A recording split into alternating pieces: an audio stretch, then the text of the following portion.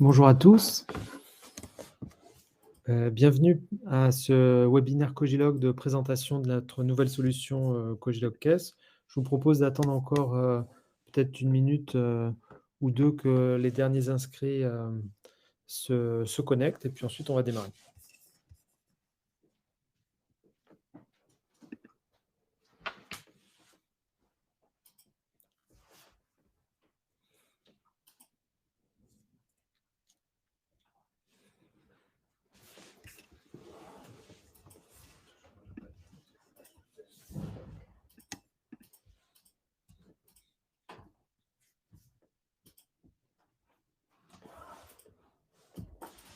C'est bon du coup?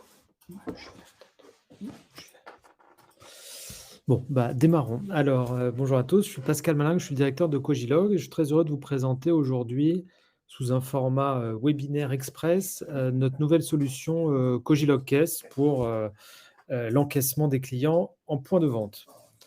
Alors, j'ai quelques points de présentation et puis ensuite on passera très rapidement à la démo de la solution pour que vous puissiez voir à quoi ça correspond. Alors, la solution Cogilog Caisse, c'est, contrairement aux autres solutions de Cogilog qui sont uniquement disponibles sur Mac, c'est une solution full web. Ça veut dire qu'on peut l'utiliser bien sûr sur un Mac, mais, sur un PC, voire un iPad, pour utiliser un iPad comme, terminal d'encaissement en point de vente. Le fait que ce soit une solution web, ça implique aussi que le terminal utilisé, un iPad, un Mac, un PC, doit être connecté à internet pour pouvoir utiliser le logiciel de caisse. Le logiciel est hébergé sur, OVH avec, une ligne sécurisée, ce qui apporte un haut niveau de garantie et de disponibilité de la solution, ainsi qu'une redondance des données qui sont, sauvegardées sur un serveur complémentaire en cas de défaillance du serveur principal. Un des atouts de la solution, c'est qu'on vous met à disposition non seulement le logiciel de caisse, mais également du matériel de caisse. Du matériel, ça veut dire, une douchette par exemple, une imprimante comme ceci ou un afficheur ou, différents éléments de matériel de caisse dont je vous parlerai un peu plus précisément, qui font que c'est vraiment un package, global pour la gestion de votre caisse enregistreuse. Et puis, on a développé une synchronisation avec le logiciel de facturation Cogilog Gestion, dont je vous parlerai, et qui permet, de remonter automatiquement les encaissements et de synchroniser les stocks, et les tarifs, de manière à ne pas avoir à ressaisir 2 fois la même information. Enfin, bien entendu, c'est un logiciel qui est conforme aux dernières réglementations en vigueur, notamment une réglementation qui s'appelle l'article 88 de la loi de finances de 2016, qui impose aux logiciels de caisse d'être certifiés conformes. Et être certifié conforme, ça veut dire que les encaissements, une fois que la session de caisse est clôturée, ne peuvent plus être modifiés. Alors, un petit point sur le matériel livré préconfiguré. En fait, qu'est-ce que ça veut dire, le matériel livré préconfiguré?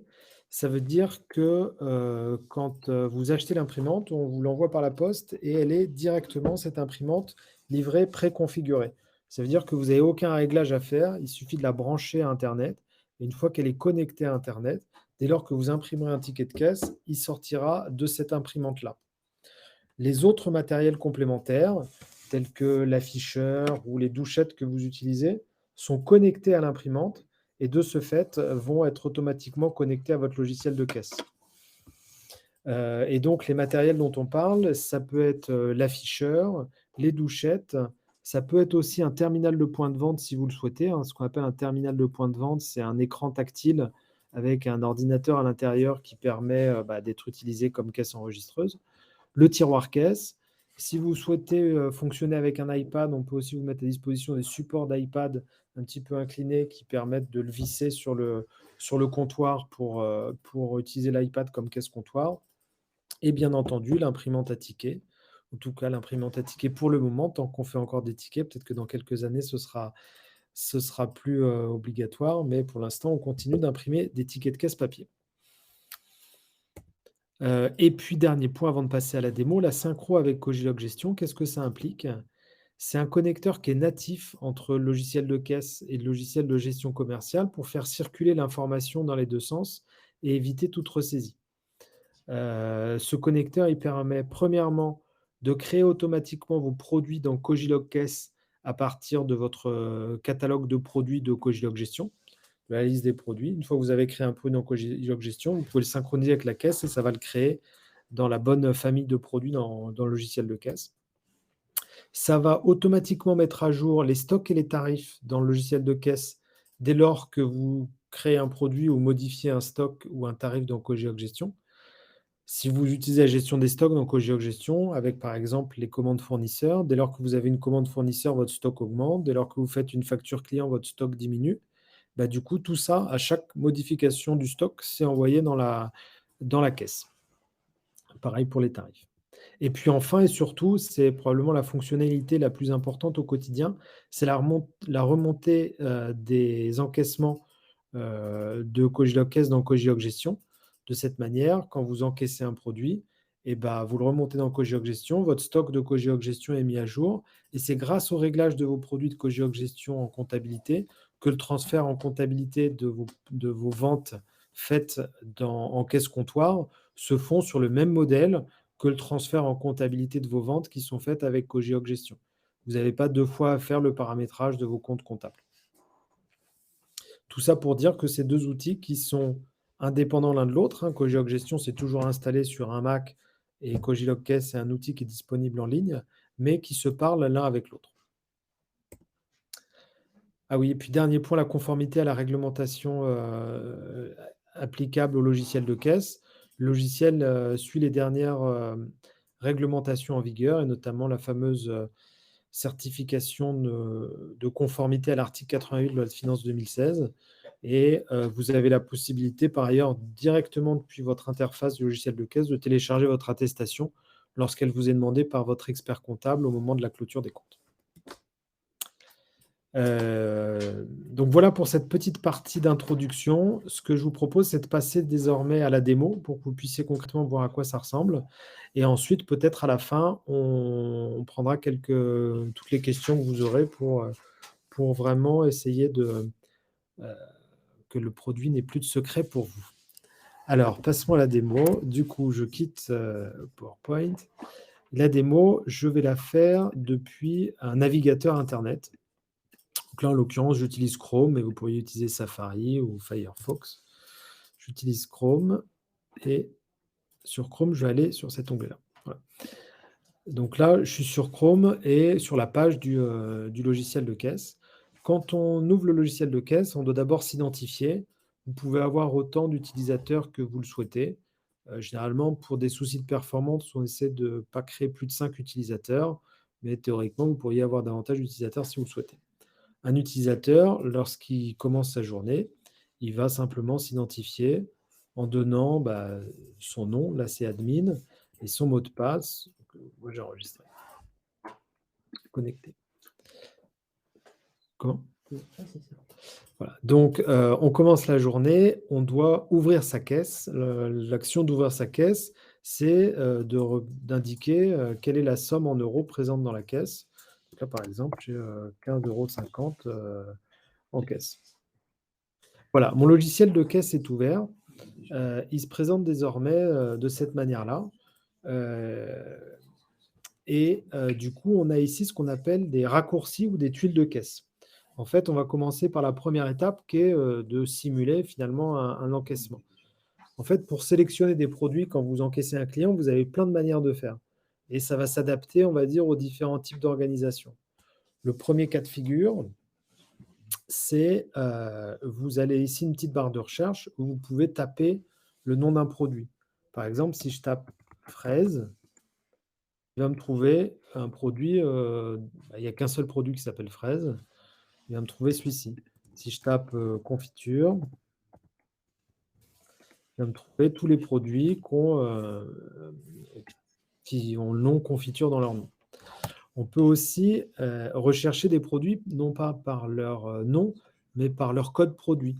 Là, par exemple, ma confiture d'abricot, elle a un code produit qu'on voit ici, qui s'appelle CAB 10453. Donc, si je tape CAB, je vais aussi retrouver mon produit de cette manière-là. Ça, c'est une première manière de faire. Une deuxième manière de faire, quand on a directement les produits les plus fréquents à l'écran, on peut directement le sélectionner. Quand on a un écran tactile comme un iPad ou un terminal de caisse, on appuie avec son doigt. Là, sur le Mac, donc je sélectionne simplement ce produit et ça m'a sélectionné le produit confiture d'abricot. On peut aussi sélectionner un produit avec un code barre depuis la douchette et scanner le produit. Et puis, on peut aussi naviguer dans l'arborescence, à savoir, ici, je vais par exemple aller chercher un produit de la catégorie fruits, par exemple. Là, j'ai tous mes fruits pour aller sélectionner mon produit. Donc là, j'ai une arborescence assez simple, mais on a aussi ici toute l'arborescence qui est affichée. Donc, par exemple, aller sélectionner la catégorie fruits, et on peut avoir ensuite des sous-catégories, des sous-sous-catégories comme on le souhaite, pour organiser ces produits de différentes manières. On le voit, pour trouver un produit, en synthèse, on a vraiment plusieurs manières de rechercher. Soit les produits les plus fréquents qui sont dans ce qu'on appelle les tuiles de caisse ou les raccourcis les plus fréquents. On peut avoir jusqu'à 4 pages de raccourcis, hein, donc c'est quand même, ça permet vraiment de sélectionner les produits les plus fréquents.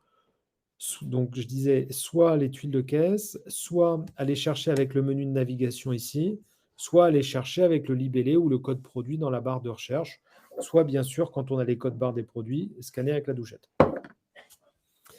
Donc là, j'ai pour mon client, qui s'appelle client caisse en l'occurrence, qui est un client qui ne s'est pas identifié, je suis prêt à encaisser mon client et donc je vais choisir le mode de règlement. Par exemple, c'est un règlement en carte bleue. Je vais simplement faire ce bouton-là pour indiquer que mon client m'a bien payé 11,43 € par carte bleue.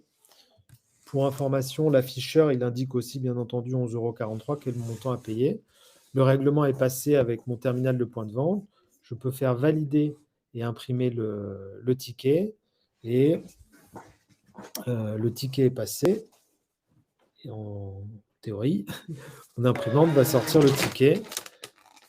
Donc là, l'imprimante a sorti le ticket où on a bien, on l'a un petit peu personnalisé en mettant le logo de l'entreprise et on a bien sur le ticket les deux produits qui ont été commandés, hein, une confiture d'abricot, une châtaigne de l'Ardèche, le total, la TVA, enfin bref, un ticket de caisse, quoi. Ça, c'est, on va dire, le cas de figure le plus simple, le plus courant. Deuxième cas de figure, vous avez un cas de paiement un petit peu plus avancé, à savoir, vous avez des clients qui souhaitent par exemple couper en deux la note. Ça, par exemple, dans la restauration, ça peut être assez fréquent. Donc là, j'ai un 13,50 qu'il faut couper en deux. Ben, quand ce n'est pas un paiement simple, type les 4 raccourcis qu'on a ici, on a ce bouton paiement qui permet d'avoir des encaissements un peu plus avancés. Là, je clique dessus. Et là, en l'occurrence, c'est un paiement en mode division. Donc, on fait simplement diviser. Le logiciel nous demande en combien de parts. Ben, on va diviser en 2 parts. On répartit le montant équitablement entre les 2 parts. Il y a 1 € de plus d'un côté. On fait valider. Et donc, sur la part 1, on dit par exemple qu'il a payé en espèces, 6,53 €. La part 2, il a payé en chèque. C'est validé. On peut valider et imprimer le ticket. On peut aussi, c'est une bonne occasion pour le montrer, choisir non pas d'imprimer le ticket, mais de l'envoyer par mail. Et là, 2 cas de figure.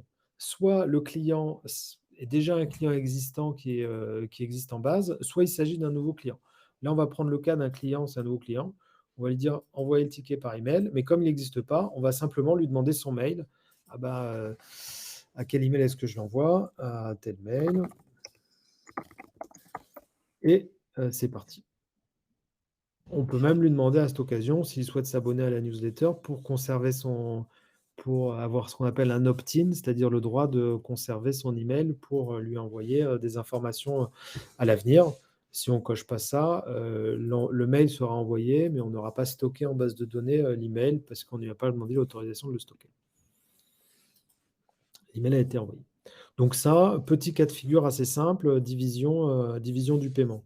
Autre cas de figure qui peut arriver, c'est simplement un paiement avec différents modes de paiement. Mettons, on a des tickets restaurants, donc on va faire paiement, on va prendre ou un chèque cadeau par exemple à hauteur de 10 €. Et donc il reste, non, j'ai mis la totalité, mais je vais mettre plutôt 10 €. Et donc du coup, Il nous reste 1,43 € à mettre. On va le mettre par exemple ici, virgule 43. Idée.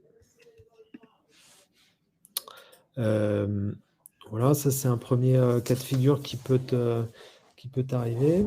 Ensuite, les cas de figure que l'on peut avoir, c'est les clients qui existent déjà, pour lesquels on veut non pas que le client soit anonyme, mais rattacher cet encaissement à un client existant. Pour cela, on peut soit créer un nouveau client à la volée, soit simplement aller rechercher un client. Là, je vais rechercher un client. En tapant les premières lettres du client, je vais sélectionner celui-ci et on voit que maintenant, c'est plus client caisse qui est écrit en haut, mais c'est le nom du client. Si jamais je clique dessus, je peux voir toutes les informations qu'il y a sur cette fiche client. Bon, là, il n'y en a pas beaucoup, mais j'ai en tout cas un email. Parfois, je peux avoir un numéro de téléphone, des points de fidélité, un nom, une adresse valide, etc. Là, si je fais valider et que je fais une commande, enfin, je fais un encaissement rattaché à ce client, il va ensuite être stocké sur cette fiche client et transféré aussi dans Cogilog Gestion sur cette fiche client. Ça peut être utilisé pour certains clients qui ont une activité plutôt de B2B. C'est souvent le cas avec les utilisateurs de Cogilog Caisse qui ont aussi Cogilog Gestion, où ils vont avoir des clients en compte, en quelque sorte, et donc ils passent au magasin récupérer de la marchandise, on lui fait un encaissement, enfin on lui fait un ticket. En revanche, on ne va pas concrètement l'encaisser, on va simplement stocker cette créance de 10,35 € sur un compte client. Et donc par exemple, on peut avoir, là j'ai créé un mode de règlement compte client, donc là je mets tout sur compte client. On aurait pu le mettre en raccourci ici, on l'a fait pour certains clients. Et dans ce cas-là, cette commande, ce retrait de marchandises de 10,35 €, il a été rattaché au client Pascal B et il va être stocké comme une créance client sur ce compte-là, de la même manière qu'on aurait fait une facturation en gestion. Ça, c'est un cas de figure qui peut y avoir assez fréquent. Un autre cas de figure qui peut arriver, c'est on a préparé un gros panier, on a mis plein de choses et là, on se rend compte que, pour tout ça, bah, finalement, le client a oublié sa carte bleue à la maison. Donc, c'est un peu dommage d'abandonner le ticket. On a l'option de mettre le ticket en attente. On va mettre un petit commentaire pour ne pas le perdre. Alors, monsieur en attente et on peut repartir pour encaisser de nouveaux clients. On imagine que le client revient au bout d'un certain temps. On peut, du coup, comme on a des clients en attente, on peut récupérer le ticket. Donc là, on va récupérer le dernier, c'est celui-ci. Je fais récupérer tous les articles. Et du coup, je me remets dans la même position dans laquelle j'étais il y a quelques minutes, à savoir, j'ai tout mon panier qui est prêt et je vais demander 51,12 € à mon client. Ce qui est d'ailleurs ce qui est écrit ici. Ça, c'est une fonctionnalité assez fréquente. Ensuite, ce qu'on peut avoir, c'est un client qui vient avec un retour, en fait. Et il a pris de la marchandise et puis il revient 5 minutes plus tard en demandant un remboursement. Dans ces cas-là, il y a 2 cas de figure en réalité. Soit la session de caisse est toujours en cours et on peut modifier du coup un ticket, soit la session de caisse a été clôturée et là, il va vraiment falloir faire un avoir.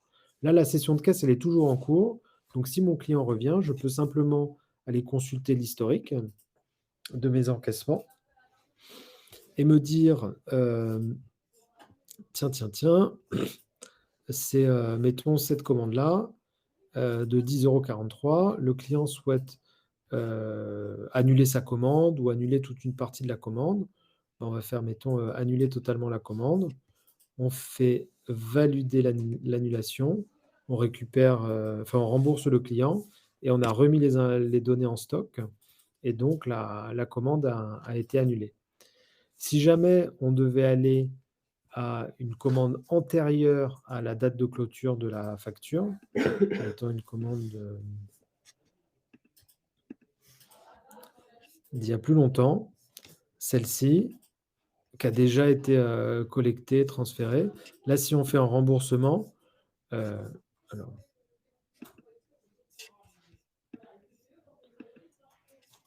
on va mettre les quantités des produits qu'on rembourse et on va du coup, là, pour le coup, faire un avoir. Donc c'est un process un petit peu différent pour un remboursement, qui a eu lieu suite à une clôture de caisse, ça crée une nouvelle pièce commerciale en quelque sorte.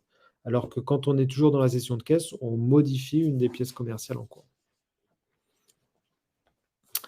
Voilà un petit peu les principales fonctionnalités.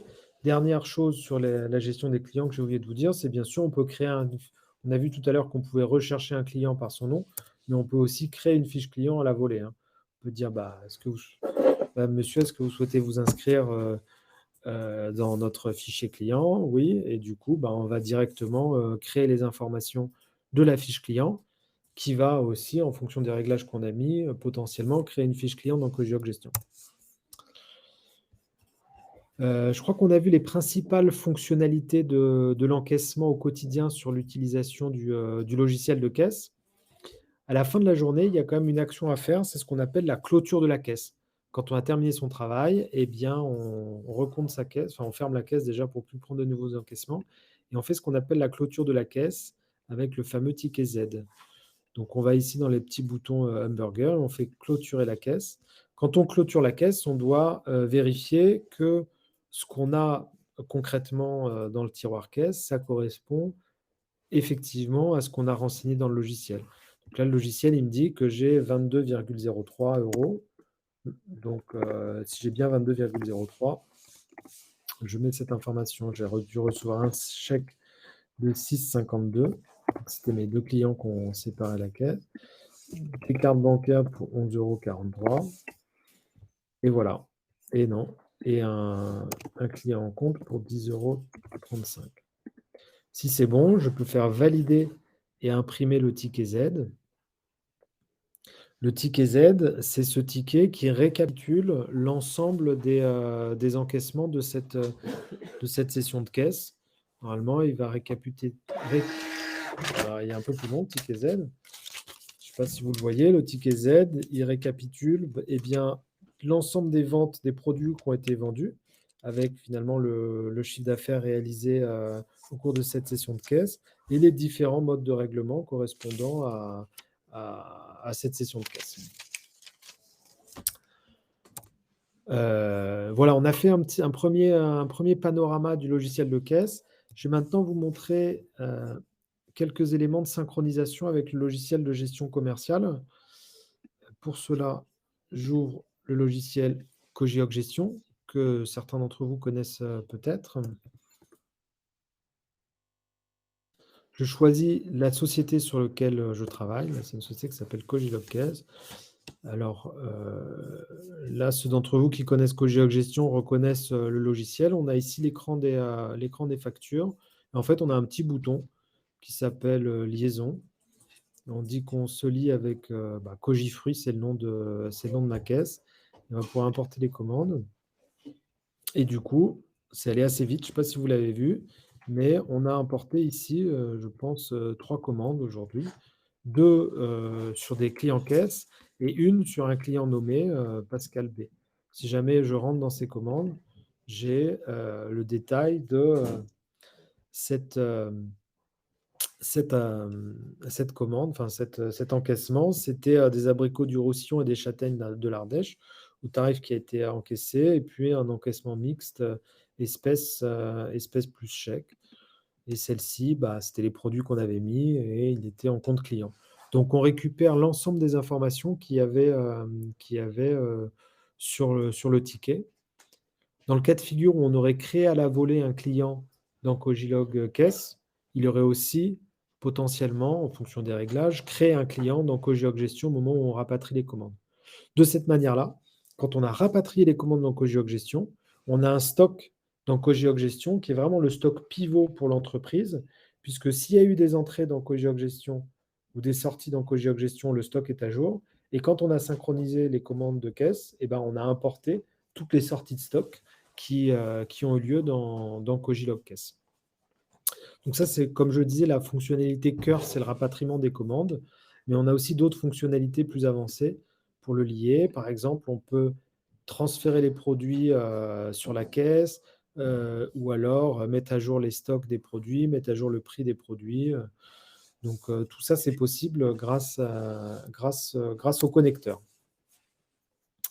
Voilà, je crois que nous avons fait le tour de la présentation du logiciel.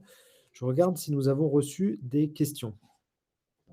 Si vous avez des questions, n'hésitez pas à le faire, à les poser dès à présent. Vous pouvez le faire avec le petit chat qui est, à côté de votre outil de suivi de la présentation.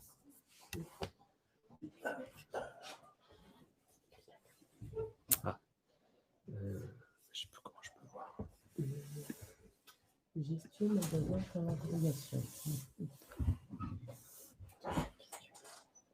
Gestion magasin. Est-ce que vous pourriez préciser votre question, s'il vous plaît? Gestion magasin. Alors, il y a peut-être pendant que vous précisez la question, je vais vous préciser quelques éléments ou quelques différences qu'il y a en plus dans Cogilog Caisse qui n'existent pas dans Cogilog Gestion. Il y a notamment une notion dans Cogilog Caisse d'emplacement de stockage, à savoir que dans Cogilog Gestion, on a un produit, un stock. Dans Cogilog Caisse, on peut avoir différents espaces de stockage, on appelle ça des emplacements de stockage. Ça veut dire que vous pouvez non seulement dire que votre produit, il est sur l'étagère 3 du bâtiment 4, mais vous pouvez aussi avoir du multi-dépôt, à savoir, mettons, vous avez 2 magasins différents, et ben vous pouvez tout à fait, voilà, si la question, cela peut gérer plusieurs magasins, tout à fait, vous pouvez avoir du multi-dépôt.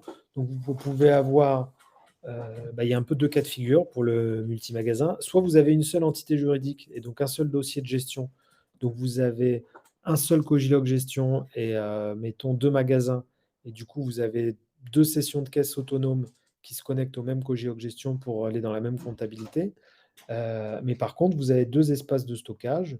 Donc ma confiture de châtaigne, je sais que quand je suis connecté avec l'utilisateur 1, eh ben, ça déstocke le stock de l'espace de stockage 1. Quand je suis connecté avec l'utilisateur 2, ça déstocke l'espace de stockage du magasin 2. Donc ça permet de gérer de cette manière-là plusieurs magasins. Pouvons-nous faire des bons de commande clients sur la caisse? Oui, vous avez une option pour faire des devis et des bons de commande. Je ne vous l'ai pas montré effectivement, mais alors, les bons de commande clients, en réalité, généralement, c'est les clients qui l'utilisent, ils vont passer par le système d'encaissement en le mettant sur un compte client, en fait. C'est comme une commande, mais au lieu de la payer via la caisse, on le met sur le compte du client. Alors, je me connecte pour vous montrer les devis, qui est une notion un peu différente des bons de commande, si j'y arrive.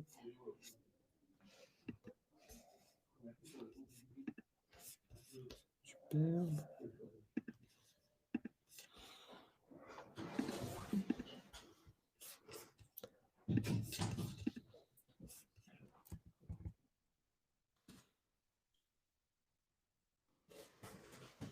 Je me connecte de nouveau. Donc, pour faire un devis, contrairement à un encaissement, on est obligé de le rattacher à un client. On ne peut pas faire un devis sur le client caisse. Donc là, je rattache un client.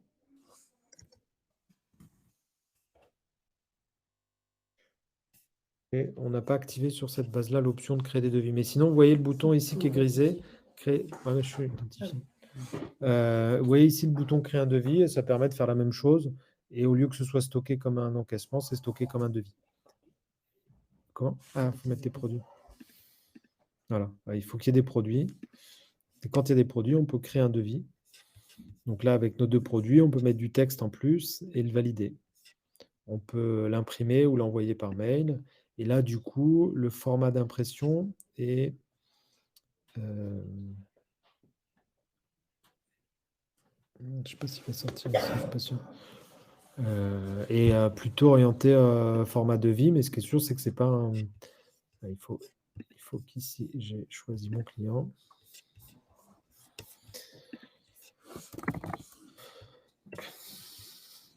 Un devis, et du coup, on peut mettre cette information. Et surtout, ensuite, une fois qu'on a créé un devis, on peut aller dans l'historique et voir l'historique des devis, aller rechercher les devis antérieurs et les transformer en commande. Alors, est-ce qu'il est possible de laisser les clients saisir leur article directement sur la tablette comme une caisse automatique? Alors,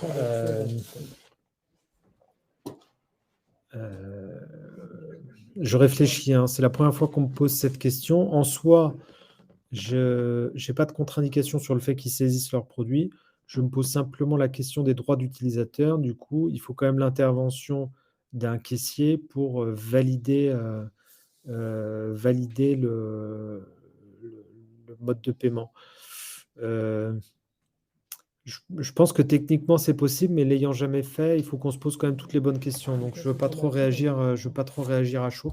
Je pense que encore une fois, techniquement, ça doit être possible, mais à nous de bien se poser les questions de tous les impacts d'une caisse automatique. Cela gère aussi un stock central en liaison avec les magasins. Ouais, en fait, la gestion multi-dépôt, si vous voulez, il y a qu'une seule fiche produit et autant de dépôts que vous pouvez en créer. Donc vous pouvez dire que vous avez, mettons, justement un dépôt central et ensuite 3 magasins et dire que mon produit de confiture de fraises, j'en ai 10 au dépôt, 3 au magasin 1, 4 au magasin 5 et 6 au magasin 8. Et du coup, quand on fait des livraisons, il faut dire qu'on déstocke le dépôt central pour livrer le magasin 1.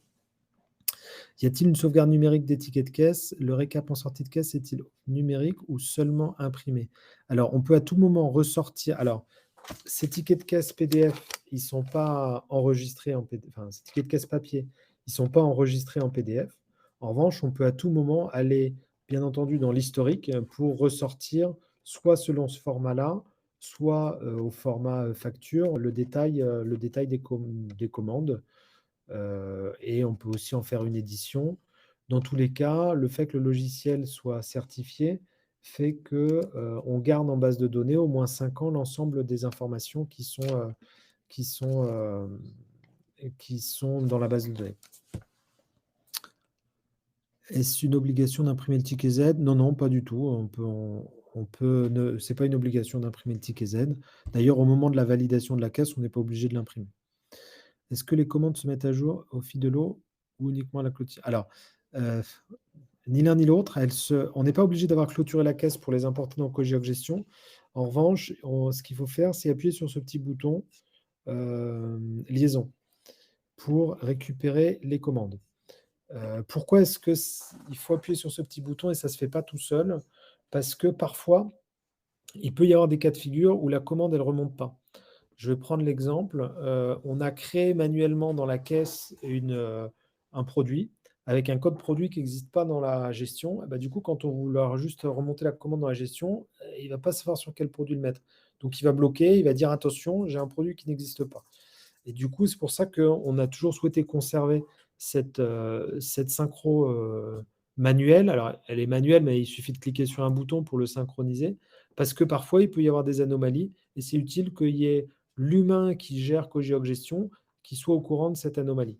Après, la recommandation qu'on fait, c'est de faire la synchronisation tous les jours, mais en fonction des contextes de chaque entreprise. Certaines vont le faire plusieurs fois par jour pour avoir en live le stock qui est toujours à jour dans Cogeoc Gestion. On a d'autres clients qui ont peut-être un peu moins de volumétrie, qui vont se contenter d'une synchronisation une fois tous les 2 jours ou tous les 2 jours ou tous les 3 jours. Dans tous les cas, dans le réglage du connecteur, on peut choisir quelle est la date de la synchronisation. Est-ce que c'est la date de la facture sur le ticket de caisse ou est-ce que c'est la date de la synchronisation? Est-il possible de faire un BL et de le faire signer par le client via un iPad? Alors, on a fait des BL pour un client. Un de nos clients, on a fait un format BL. En revanche, on n'a pas d'appli native de signature du BL par l'iPad. Là, il faudra probablement trouver une app complémentaire sur l'iPad qui permette d'enregistrer les signatures. On peut, si c'est un besoin, précisez-le nous et on peut investiguer, sur ce point-là. Mais en tout cas, il y a pas de solution native pour signer depuis la caisse un BL.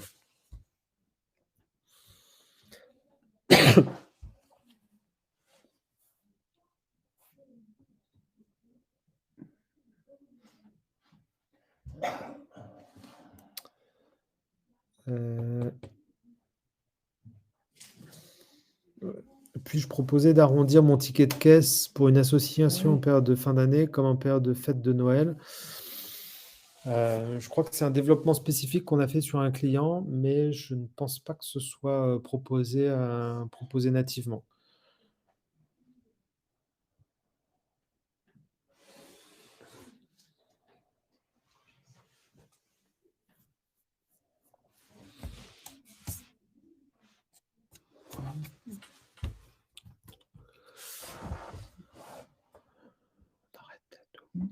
Bon.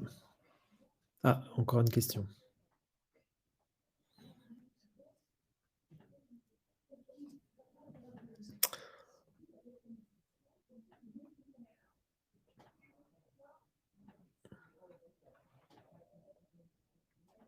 Oui, les tarifs sur les accessoires, en fait, ils sont en ligne sur notre site internet. Donc, je ne sais pas si je peux projeter encore ou heu ils sont en ligne sur notre site internet. Si vous allez sur le site, cogilog.com,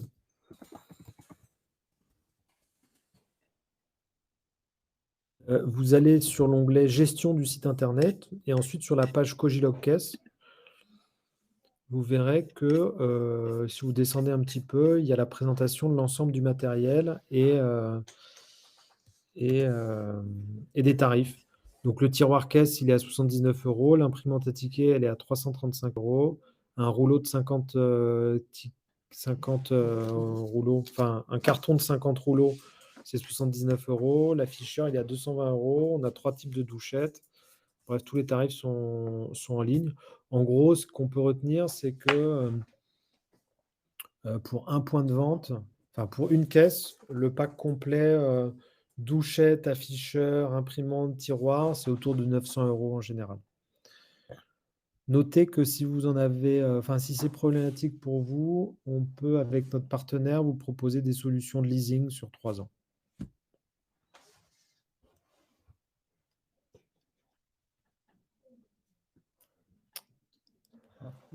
Bah, merci pour votre commentaire. Merci à tous ceux qui ont participé à ce webinaire. Si vous avez des questions complémentaires, n'hésitez pas à nous contacter,